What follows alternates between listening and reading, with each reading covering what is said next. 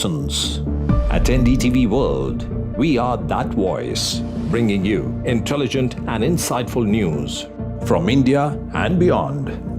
From geopolitics and diplomacy to economic shifts, migrations, tech disruptions, and the stories of our diaspora.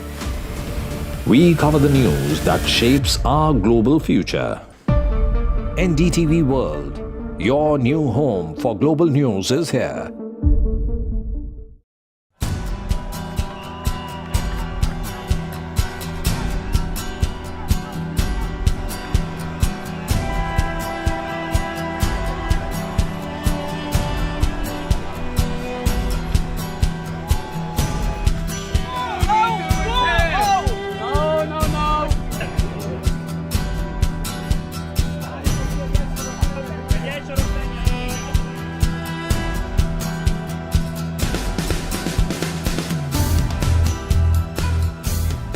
You know, this pride is not anymore only about the complexity of pride. It's not only about love, it's not only about equality, not only about the importance of the rights of the LGBT community.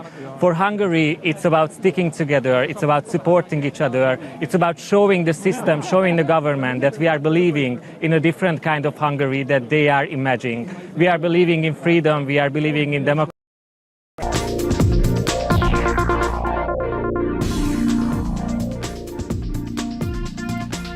Good evening and a very warm welcome to India Matters on Monday night. Now, weeks after the AI171 crash tragedy, there is one aspect of this disaster that hasn't been spoken about in the mainstream media. It's been spoken about on social media, it's been conjectured about on WhatsApp groups, it has done the rounds on the interwebs, but for the first time now, it has gotten an official stamp.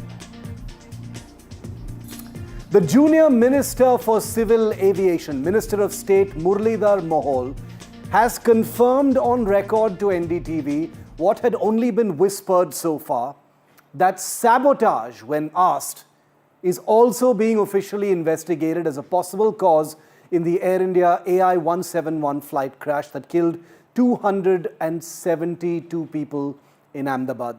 Now, let's be absolutely clear. Sabotage was an instinctive theory for many, especially because the scale of the tragedy was so unimaginable and instant. Anytime an airliner drops out of the sky in such catastrophic fashion, the human mind reaches for reasons beyond error or failure. And so, yes, the idea of foul play or sabotage was floating in the early hours after the crash. But here's the thing, at NDTV, we've made a conscious editorial decision not to sensationalize this possibility because throwing the word sabotage into the public domain without evidence is dangerous. It can sow panic, ignite conspiracy theories, and distract from the critical forensic work investigators need to do and are doing at this point of time. They don't need the distraction of a public wave of fear over sabotage on flights. But that changed over the weekend because when a union minister goes on record agreeing that sabotage is a line of investigation, the conversation becomes exponentially bigger. This is no longer just social media chatter or fringe speculation. It becomes literally a formal subject of this investigation. But this also means the stakes are now much higher. If sabotage is ruled out, the public deserves to know that transparently and quickly. And if it is proven, then we're looking at something far more troubling than a tragic accident. We're looking at a possible attack. For now, and we do not wish to jump the gun, the only responsible thing is to report that the Aviation Accident Investigation Board of India is investigating all angles, including this darkest one that I've just named, and that has just been confirmed by the aviation minister. And we'll be here to ask the tough questions, not leap to easy conclusions. ये एक बहुत ही दुर्भाग्यपूर्ण घटना है और उसके बाद immediately EIB के माध्यम से उसकी जांच शुरू हो गई। उसी एयरक्राफ्ट में ब्लैक बॉक्स मिला, वो ब्लैक बॉक्स भी अभी EI के कस्टडी में है, उसकी इंक्वायरी चल रही है। उसमें अभी जो डाटा है वो डाटा भी शायद अभी वो ट्रांसफ़र होगा, उस पर कुछ ना कुछ तो सामने आएगा। अभी उसमें उसका कारण क्या है, इस दुर्घटना का कारण क्या है, इस पे अभी कोई मुझे नहीं लगता कि कुछ बता सकते, क्योंकि अभी तो जांच उस पर चल रही है। लेकिन ये बहुत ही रेयर घटना है, ऐसा कभी नहीं हुआ कि दोनों इंजन एक साथ बंद हुए। ये कुछ बर्ड हिट्स का इशू है क्या, इंजन में कुछ टेक्निकल प्रॉब्लम है क्या, फ्यूल सप्लाई कुछ बंद हुआ है क्या, दोनों इंजन एक साथ बंद क्यों हुए, तो ये ब्लैक बॉक्स के माध्यम से ही पता चलेगा। क्या सैबोटेज के एंगल से भी जांच हो रही है? सभी एंगल से जांच होगी, सभी एंगल से जांच होगी कि एक्चुअली क्या रीज़न है।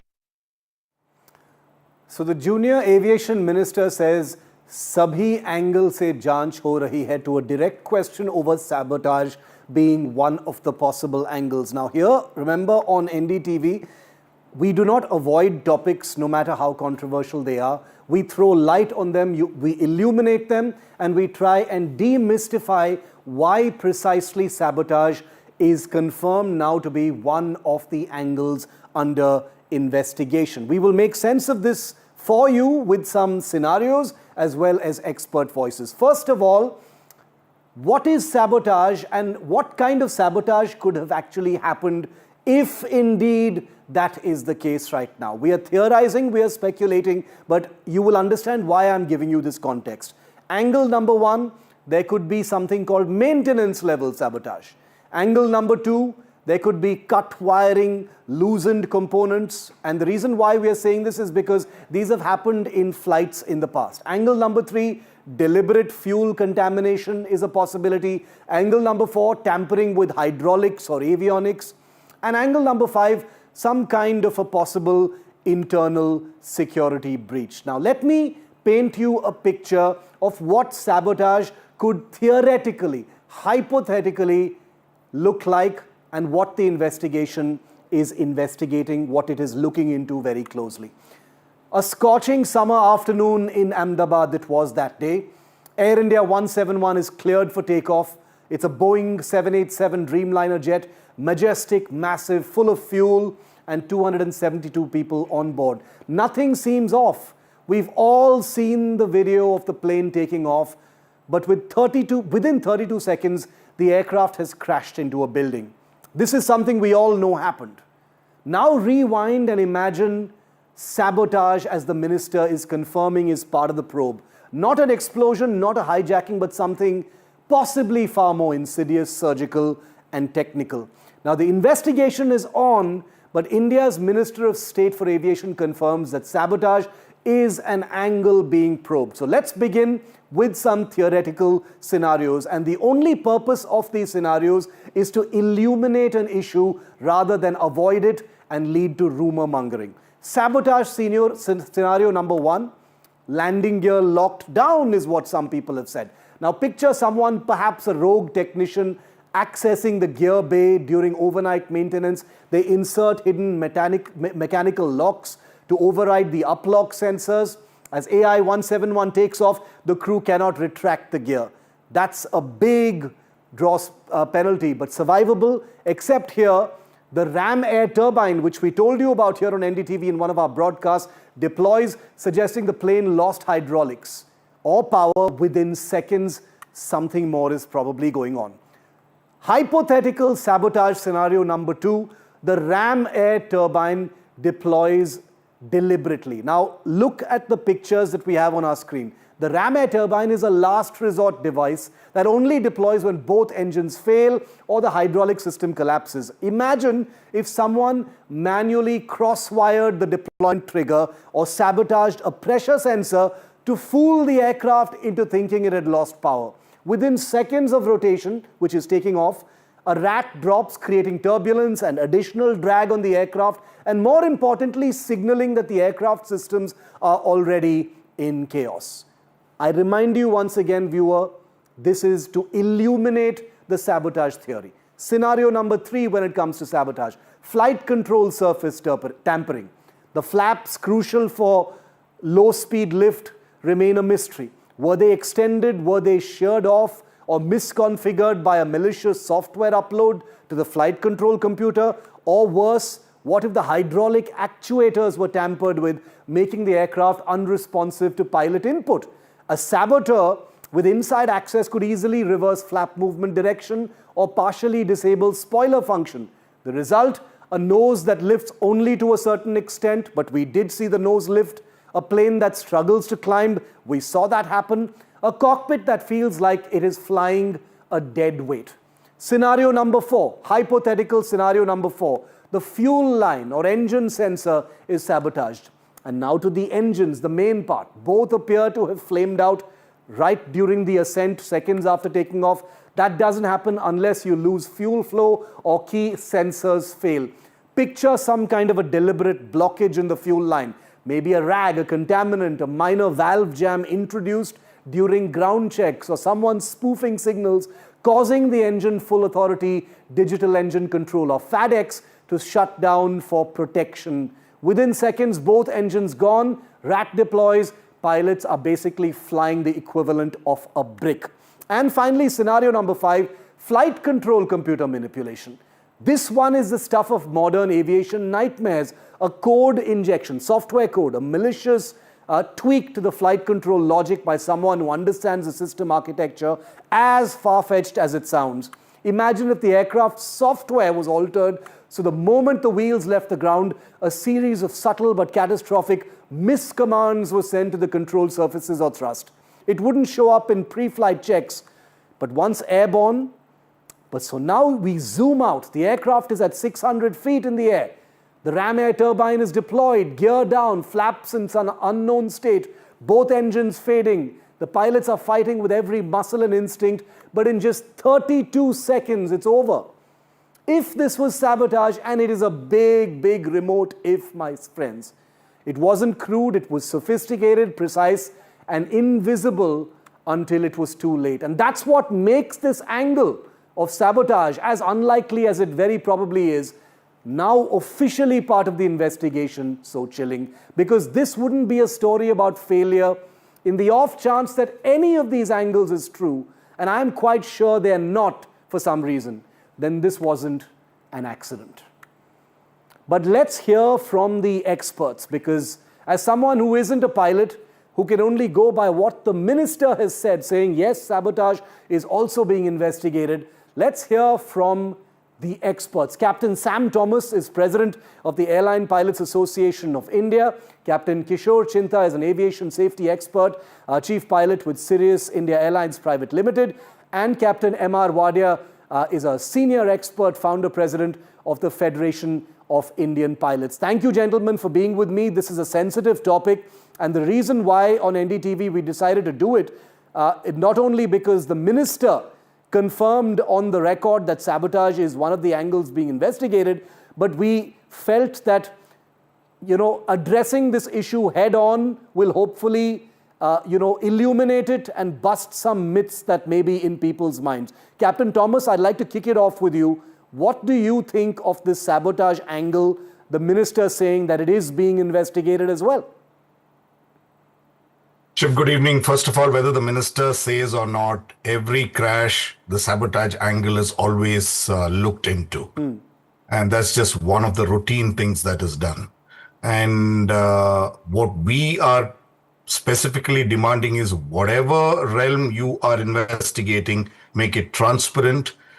Try and get, if a judicial inquiry headed by a judge rather than the AAIB, which is an apology of an organization which does not have investigators trying to solve something that they cannot. And more importantly, inadvertently, we feel through the observation that the media itself is being played by somebody outside India, because the kind of experts that are coming in, or so-called experts that are coming in and giving the opinions, now everybody has given every possible opinion. And now there is, you remember that the media reported that the DFDR is completely damaged and therefore it needs to be sent to the United States.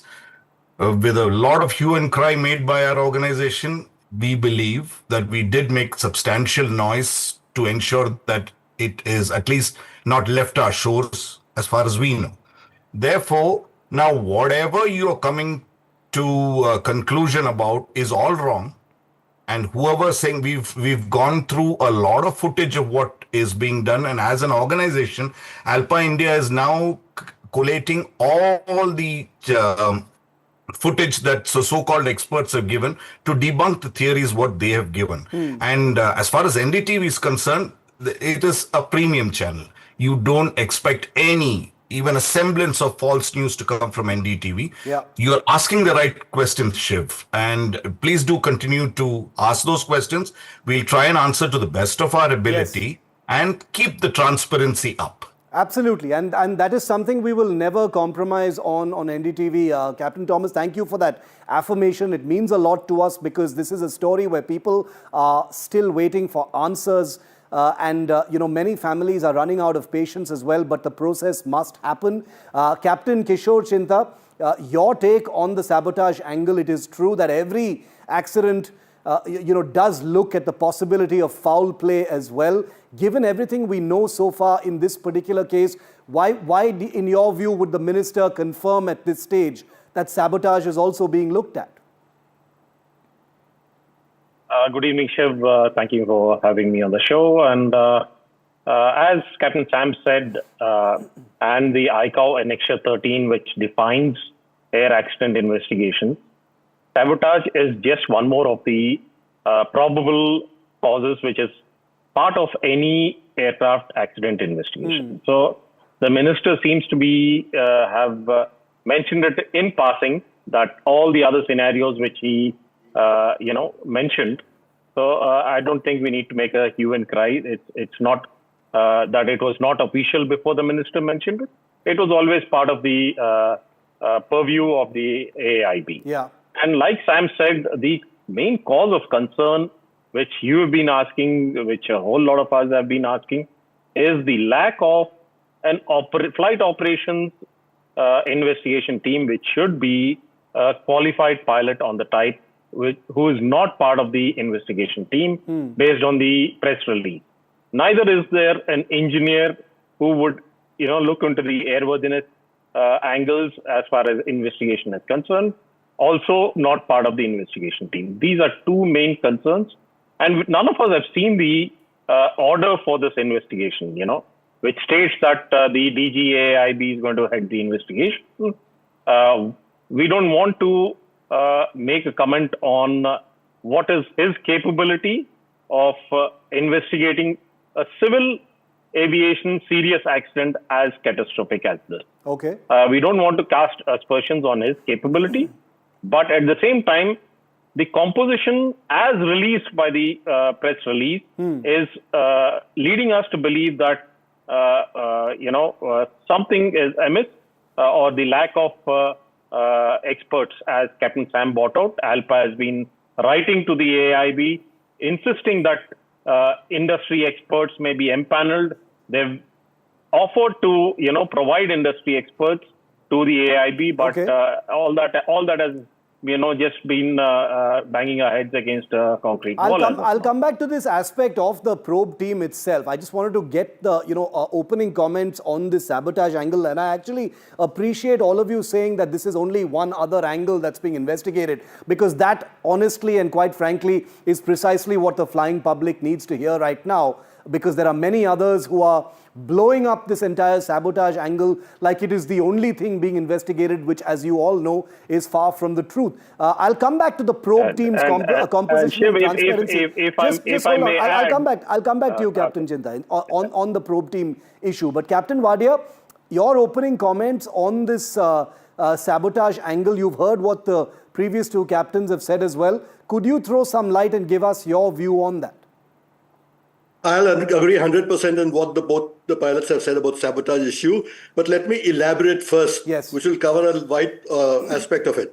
For more than 50 years now, we've been hammering at the government to have an independent safety board in India, which did not ever exist to start with. We've made some progress, I would say some progress. We have a body now, which is certainly not independent of the safety board. it is not totally free of the government influences, so it has to be an independent safety board, which is not right now.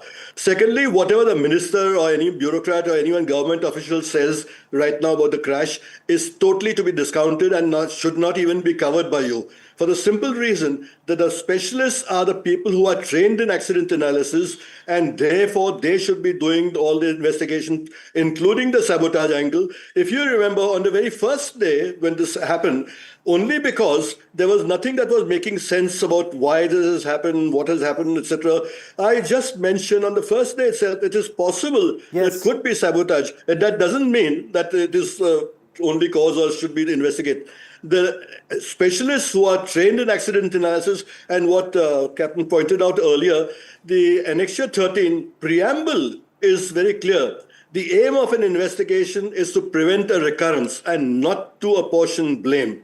If you start witch hunting, you will get nowhere. And please let us all try and make sure we really have a truly independent safety board with a wide coverage, as you have in many other countries in the world, where their safety record is much, much better than ours, and what the procedures they follow all over Europe, Japan, Australia, and they have a totally different system from what we follow over here.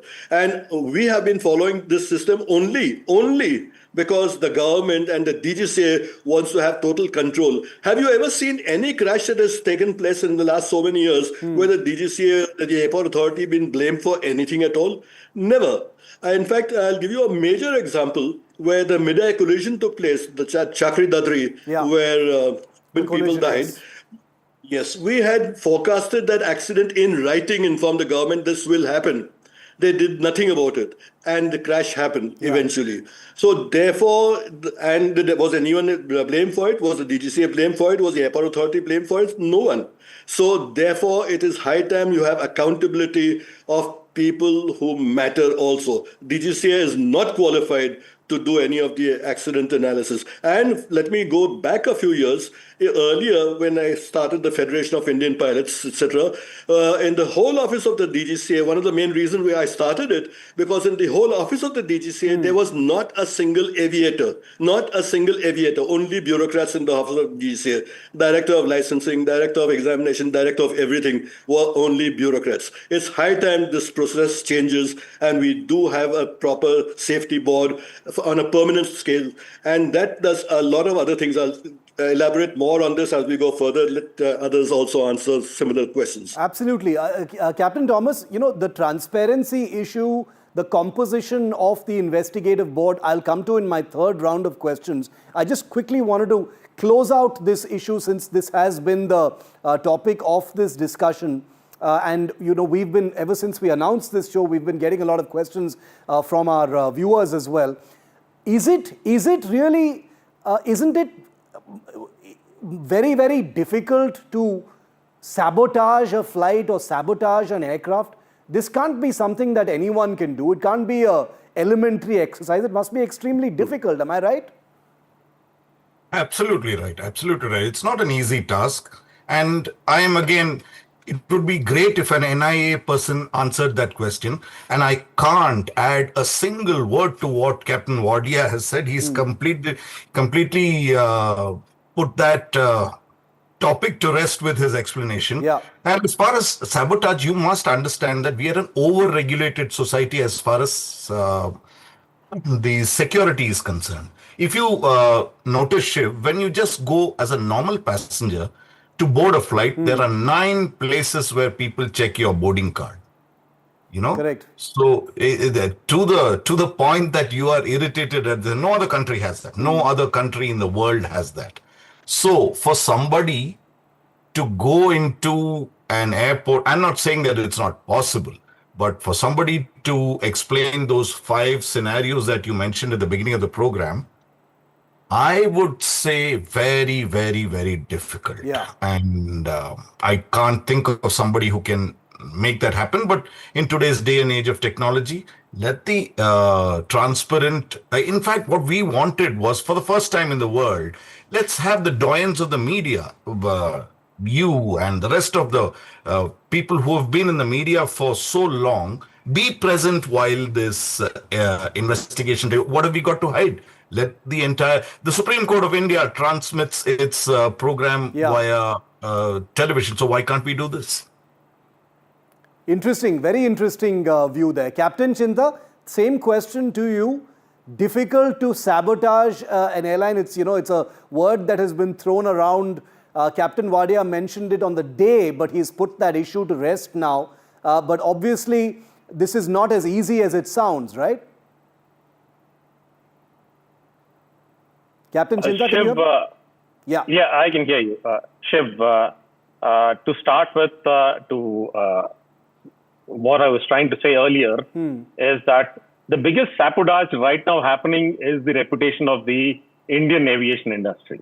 There seems to be a concerted effort, like Sam said, from various so-called experts from outside of India, which various media channels, not talking about NDTV, like we in fact did a story talking about those experts from outside who are saying those things. There seems to be a sabotage angle on that front, where everyone seems to be now suddenly questioning the credibility of Indian pilots, Indian engineers, Indian regulatory authority, Indian safety oversight, everything. Just because we are one of the largest, aviation industries, fastest growing aviation industry, suddenly that's supposed to be one of the main sabotage angles we should be looking into, actually. All these external agencies should be reported to their, like Sam has said earlier, they've written to, ALPA has written to FAA, we should be singling out each of these people that they're doing more disservice to the aviation industry, not just in India, but globally. So that is what needs to be curbed as of now. Give me some examples of that, Captain Chinta. Who precisely are you talking about? What are you talking about? So the latest has been aviation litigator giving expert comments on the electrical system of the Boeing 787 and a possible, shutdown of the electrical power So I don't know. I'm not an engineer qualified on the 787. Probably 3 decades of flying experience still wouldn't give me the know-how to comment on the electrical system of the Boeing 787. It seems to be like a ChatGPT and WhatsApp University Gyan being dished out by most of these experts. As a industry, we should condemn, as well as the media should be, calling out all these so-called experts and getting them to, tone down whatever they. Of course, it's a free world. You can say what you want. But you're not at the cost of. But Captain Chinta, you're right, and I'm glad you've mentioned this because on NDTV 2 weeks ago, I did a show where we actually listed some of these experts who had jumped the gun and were concluding that it was pilot error before there was any information out there as well. And we do know this is a large international aviation ecosystem with many wheels within wheels. But Captain Wadia, I want you to comment on this suggestion that the real sabotage is coming in from the outside. That is quite alarming. But, from within the system, what does that look like? Do you agree with that? I wouldn't even like to debate right now on this issue of sabotage. Leave it to the specialists. Leave it to the pilots who are trained to do their job. No, I mean sabotage from the outside, sir, of the probe. Well, everyone will have a vested interest, certainly. For example, the aircraft manufacturer will have to protect their interest. The aircraft engine manufacturers will have to protect their interest. The government of India will have to protect its interest. So everyone will have a vested interest. But when this open inquiry and everyone has access to the data records available and the interpretation of the FDR, that is very extremely important. But I'll go to a very important point because when I keep on mentioning about the experts, pilots, aviators who are experts in accident analysis, let me specify also, it is not with the intention of doing accident analysis when you have crashes only. These pilots who are trained in accident analysis have to be with every airline itself, and not only the accidents, but all incidents.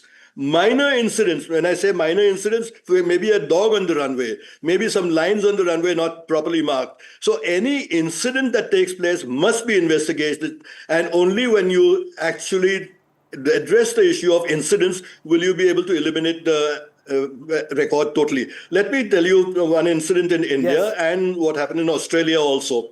In India, we had a jumbo aircraft almost going off the runway in Delhi in the night because he saw a tail of the 777 had just come in. It was the longest aircraft in the world in those days. And because he saw the tail, he was moving right off the runway. It's possible he could have gone off the runway. It's possible many people may have died, but fortunately nothing happened. Now, when I investigated that myself, and I went and told the airport authority, they investigated, and some lines were not marked on the taxiways. That was the only reason. So it was, a minor point. It was only an incident, forget it. However, a similar incident happened in Australia, where an aircraft was told by the ATIS to do certain things which it failed to do. An investigation, fortunately, there also nothing happened. There were 3 aircrafts, so Lufthansa was parked on the intersection, and 3 aircrafts could have collided. Nothing happened there also. It was an incident. However, after following the full investigation, the chairman of the airport authority was removed from service, mentioning very clearly that if a process is such that it can cause an accident, it will cause an accident. Amazing. So our processes must be much, much thorough in whatever we are doing. And these pilots who are trained in accident analysis have a far greater role to play than it is envisioned right now at the moment. DGCA does not want to have that because they don't want to be accountable. Government of India doesn't want to have that. And can you imagine, some days back we had heard that the secretary was appointed as the head of the investigation committee. And we made a huge noise. I made a huge noise on the TV channels that he has no business to be head of the investigating. He understands nothing. And even judges, they might be very reputable judges and have a lot of credibility, but they are not trained in accident analysis. And therefore, you need aviators to be trained in accident analysis and doing this job. In about 2 weeks from now, Captain Thomas, final round of questions, if I can squeeze you all in. Captain Thomas, to you first. In about 2 weeks from now, perhaps some kind of a preliminary findings record will have to be made public, or at least it is hoped that some of that will be made public. You're clearly not satisfied with the way the probe is compositioned at this point of time. Am I right? That's correct. The first thing, if you notice, is as per Annex 13, you are supposed to give a preliminary report in 30 days. Yeah. You didn't even know what to do for the first 20 days.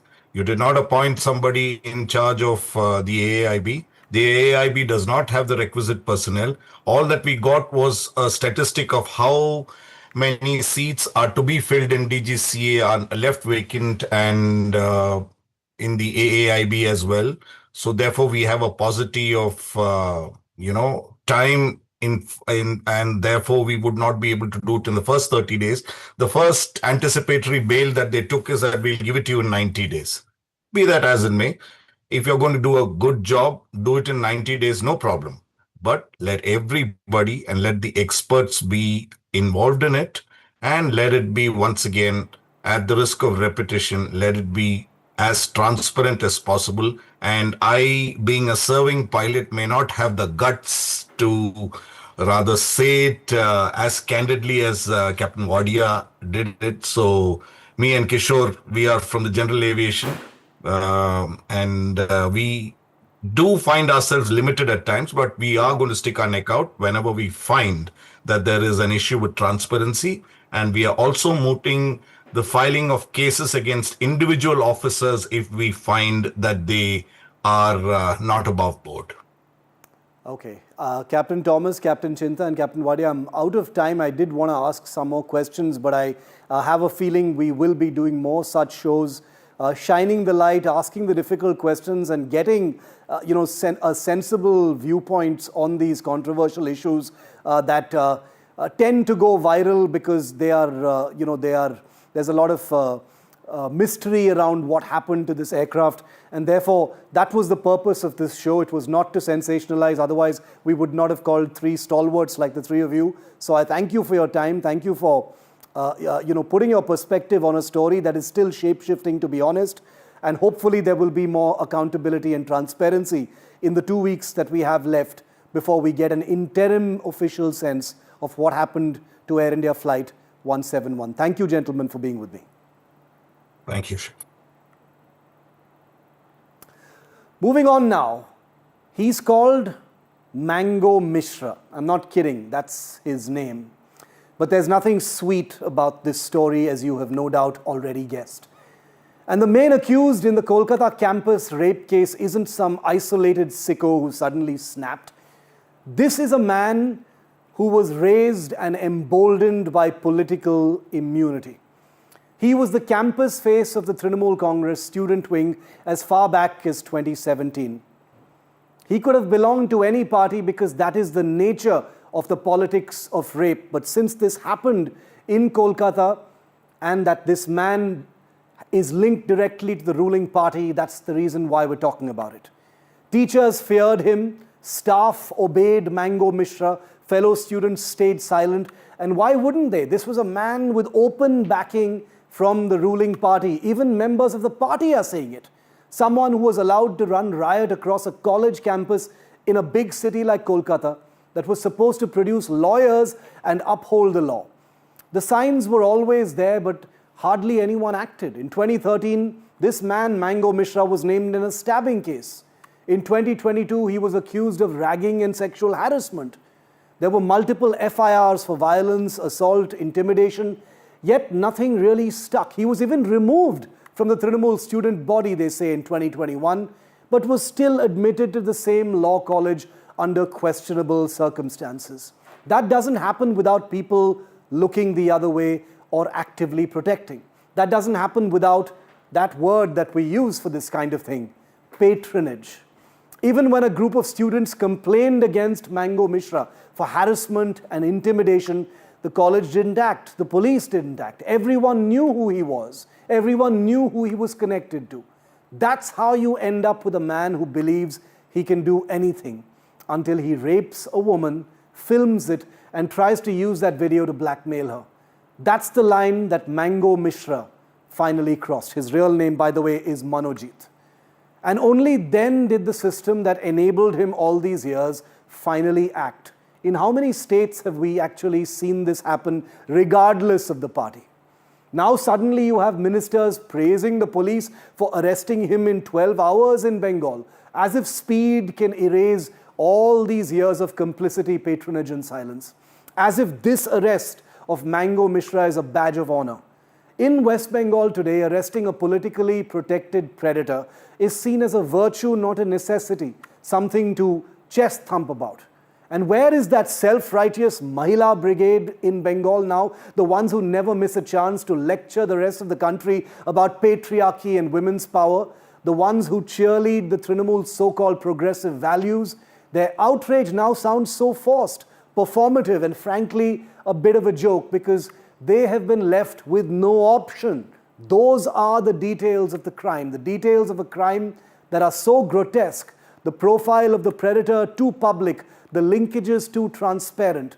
They've had to point to the monster, the one their silence helped protect all this while, and pretend they never knew, but that they acted once they knew. What you're seeing now is damage control. This is what happens when a system protects its worst until it becomes inconvenient to do so. Today it is the Trinamool, yesterday it has been the BJP, before that it has been the Congress. Every single political party, none of them have any ground to stand on when it comes to rape politics. And we cover each and every one of them here on NDTV. And that's the real tragedy here.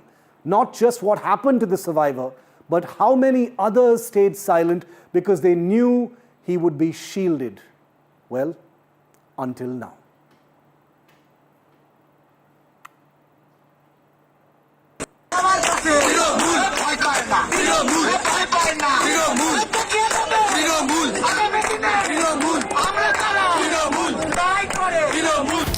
Political influence, power addiction, student politics, brazenness.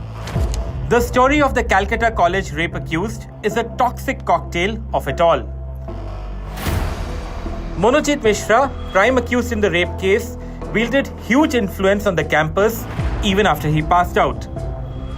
According to Manojit's profile, he led the college unit of the Trinamool Congress Chhatra Parishad since 2017.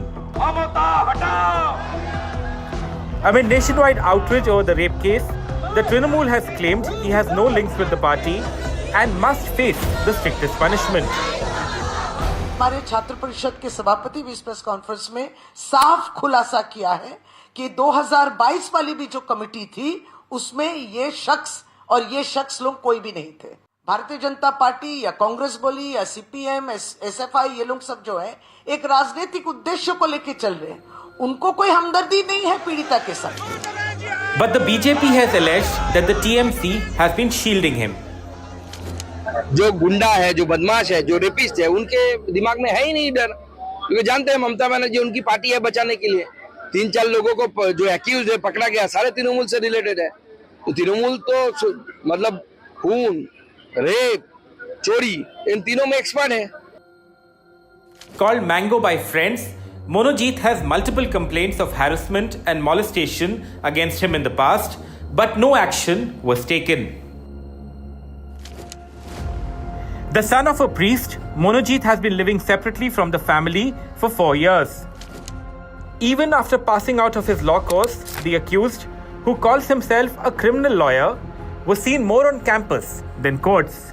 Interestingly, in 2023, a year after he passed out, Monojit joined the college as a casual clerical staff member, and his appointment letter was issued by the college administration. According to reports, he would get ₹500 per day for his work. It is curious why a lawyer would settle for this work. The answer probably lies in an addiction to the influence and following that he enjoyed on campus. Can you tell me something about Monojit Mishra, since he was a former student? Yes, madam. Monojit Mishra was a former student. A few months or a year ago, when our one section was increased by the Bar Council of India, as we have very poor number of permanent staff. So GB gave me the permission.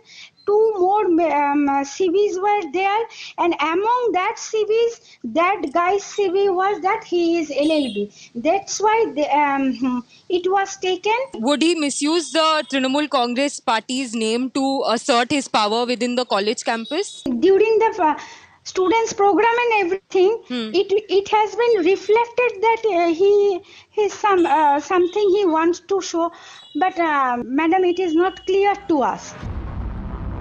According to a report in the Times of India, Monojit's pick-up line for women on campus was, "Will you marry me?" He used the same line when he first approached a 24-year-old survivor of the campus rape. Such was his terror that some students even stopped going to college due to his fear. Monojit Mishra has multiple police complaints against him. He was out of bail in these cases.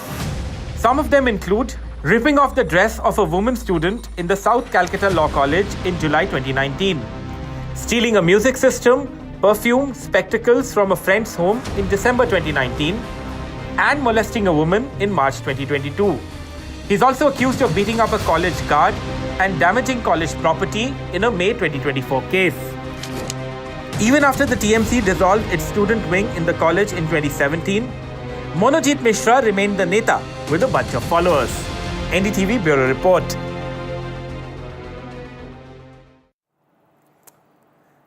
And finally, the big story that we've been tracking for the last 2 days. I did want to devote a small bit of tonight's show to Shefali Jariwala. We still don't know how she died, and Shefali isn't alive to even respond to all the speculation. Was it a pressure to perform? Was it FOMO, fear of missing out? The fatal fountain of youth, they tell us, was an angle. They tell us that there were self-administered syringes. Is this all about the film industry's dark secret? Well, Shefali, like I said, is no longer here to answer some of those questions that can only be answered in a much-awaited post-mortem or from the doctors who were treating her themselves. In that interim, all we can really do is speculate, and I don't wish to do that, but we can do better than that for Shefali. And today I was joined by a very well-known star who has acted in films all across the country, who's been in the trenches of anxiety and performance pressure, being told she wasn't good enough, being told she didn't look good enough, and someone who needed to tread a very difficult path to stardom.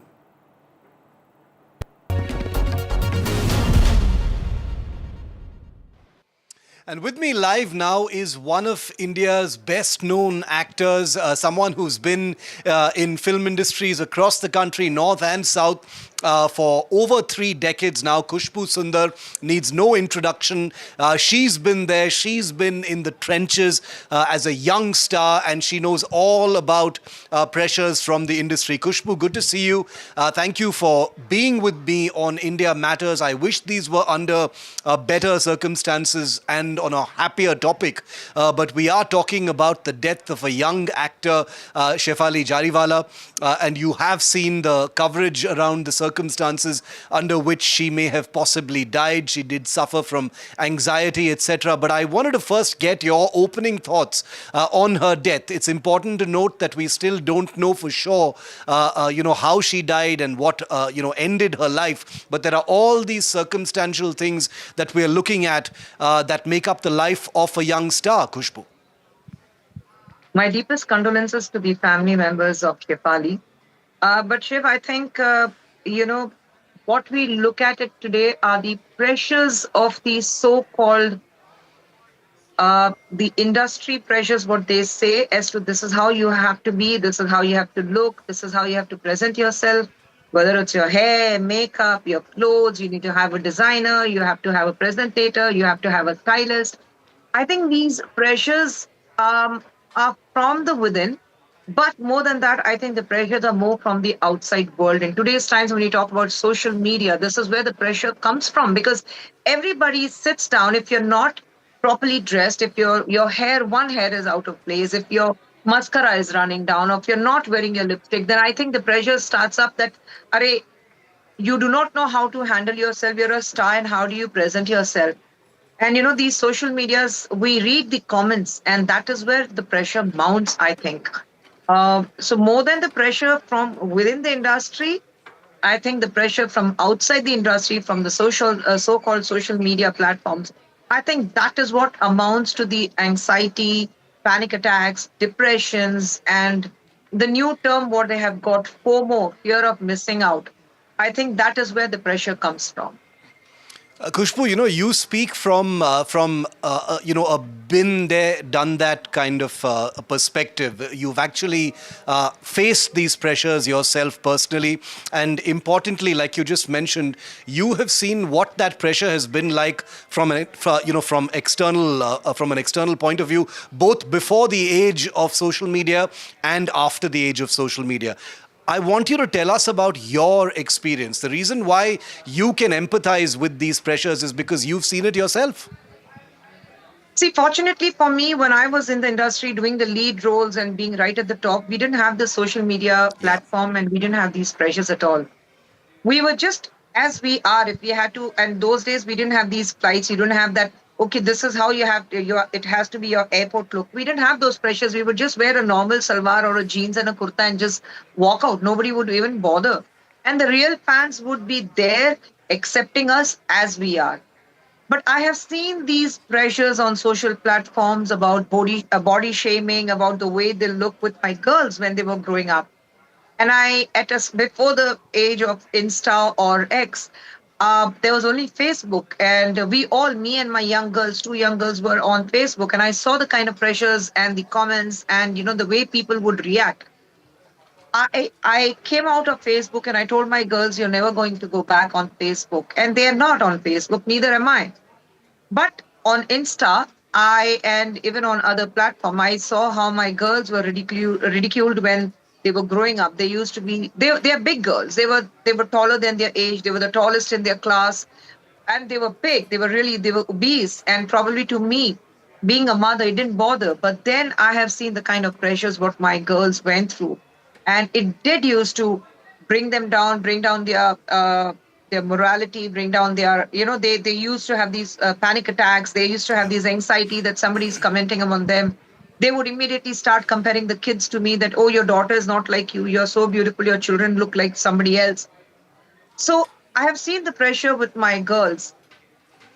And it's very difficult to make a child understand in their growing up times. But fortunately for me, I was able to handle that and make my children understand that the people who comment, who have these, ideas of being judgmental about the way they look. They're nobody to you. They're absolute strangers. They don't have a face. They don't have a name. You don't know them from Adam. And you don't have to worry about them. Yeah. And I was able to put that in my kids' minds, and they're absolutely fine today. They understand how to take the pressure. They've been through it. So, these external pressures are what I still walk around the way I want. I still don't have a designer. I still don't have a makeup artist. I still don't have somebody who's going to style me when I'm walking into an event or a wedding. I do it by myself, and I'm very, very comfortable by myself. I think when you start feeling that I'm going to lose out in this so-called societal pressures or the way I have to present myself, when you're not ready to accept the realities of life, I think this is where the problem starts. Khushbu, Shefali Jariwala is tragically no longer with us to, have her say about the many things that are being said about her. But as far as the facts go, we do know that she was undergoing some kind of anti-aging therapy. There may have been some kind of self-treatment also taking place. There are all manner of things being said about nutrition and supplements, etc. The fitting in aspect that you spoke of is something that everyone can relate to. But for a star, these are exponentially higher. The fear of missing out, like you said, the constant social media, responses that are happening in real time, and the anxiety that is fueled by, getting things wrong. Could that have also played a role in this? And what is your experience in that sense? If I would really expect people to leave the soul alone, she's not with us, rather than, going through the postmortem time and again. Everybody wants to sit down and do a postmortem saying that, oh, this is why she died, this is what happened to her, and this is why her end was. I think we should let the soul rest in peace.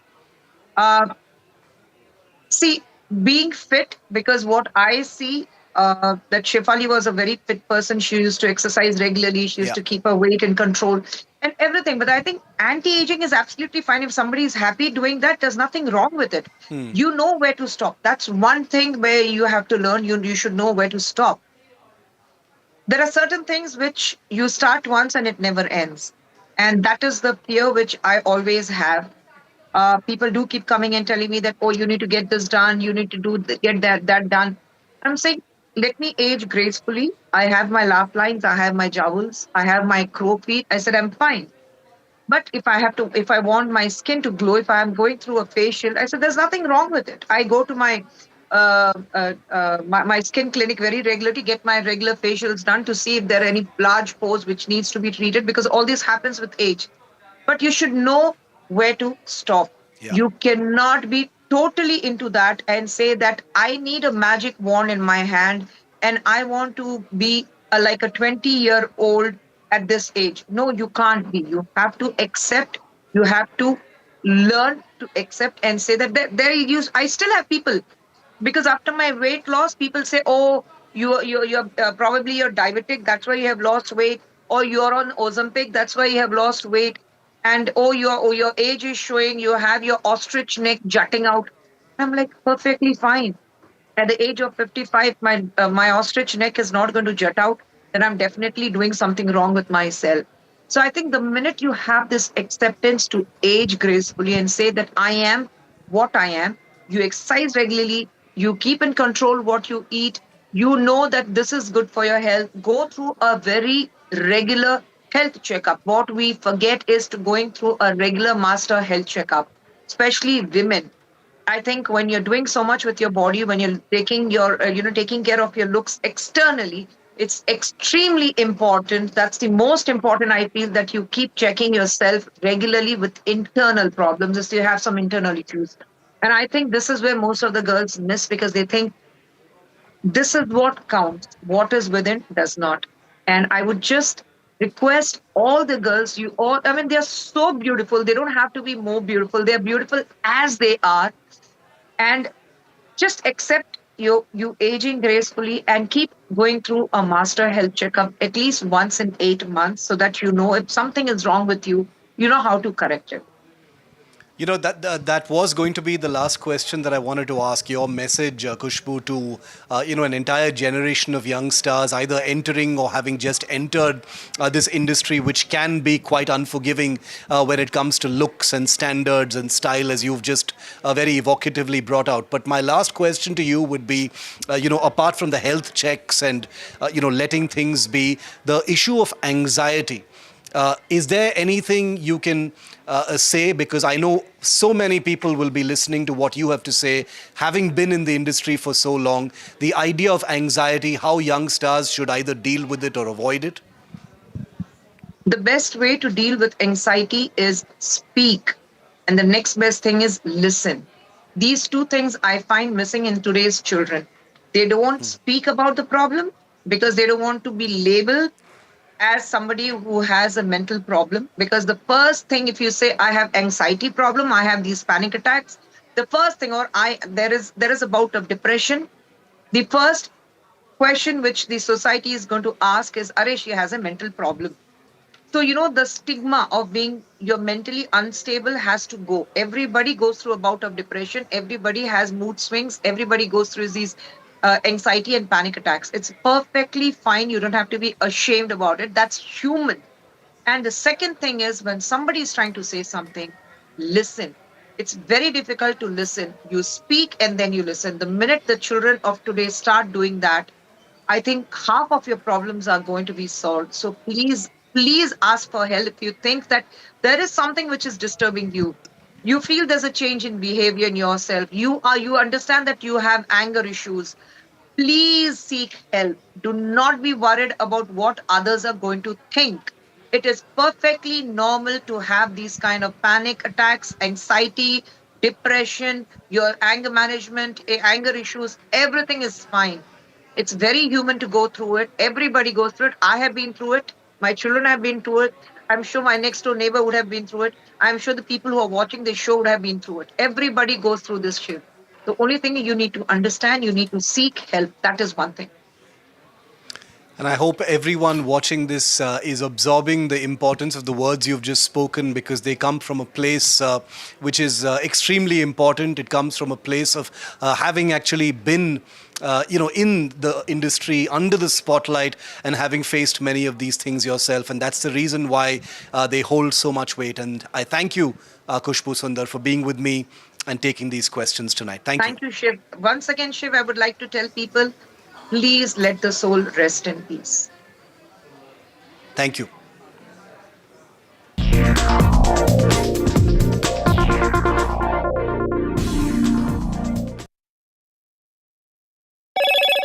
Hello, Moto. Motorola, India's leading AI smartphone brand.